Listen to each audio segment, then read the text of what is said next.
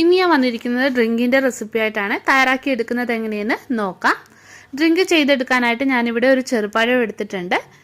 ഇനി ഇതിൻ്റെ തൊലി കളഞ്ഞിട്ട് മിക്സി ജാറിലേക്ക് ഇട്ട് കൊടുക്കാം.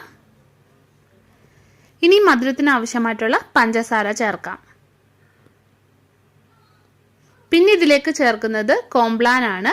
ചോക്ലേറ്റ് ഫ്ലേവറാണ് എടുത്തിരിക്കുന്നത്. നിങ്ങൾക്ക് ബൂസ്റ്റോ ബോൺവിറ്റോ ഏത് വേണമെങ്കിലും ചേർക്കാവുന്നതാണ്. ഇനി ഇത് അടിച്ചെടുത്തിട്ട് വരാം. അപ്പോൾ ഇത് നല്ലോണം അരച്ചെടുത്തിട്ടുണ്ട്. ഇതിലേക്ക് നമുക്ക് 1 ഗ്ലാസ് പാല് ഞാൻ ഐസാക്കി വെച്ചിരിക്കുന്നത് ചേർക്കാം. പിന്നെ ആവശ്യത്തിന് തണുപ്പിച്ച പാലും കൂടെ ഒഴിച്ചിട്ട് കൊടുക്കാം. ഇനി ഇത് നല്ലോണം അടിച്ചെടുത്തിട്ട് വരാം. അപ്പോൾ ഡ്രിങ്ക് ഞാനിവിടെ തയ്യാറാക്കി എടുത്തിട്ടുണ്ട്. ഇതൊരു ഗ്ലാസ്സിലേക്ക് ഒഴിച്ചു കൊടുക്കാം. അപ്പോൾ ടേസ്റ്റി ആയിട്ടുള്ള ഒരു ഡ്രിങ്കാണിത്. നിങ്ങൾ ഉറപ്പായിട്ടൊന്ന് ചെയ്ത് നോക്കുക. പിന്നെ വീഡിയോ ഇഷ്ടപ്പെടുകയാണെങ്കിൽ ലൈക്ക് ചെയ്യുക, ഷെയർ ചെയ്യുക. അപ്പോൾ നമുക്ക് വീണ്ടും മറ്റൊരു നല്ല റെസിപ്പിയുമായിട്ട് കാണാം.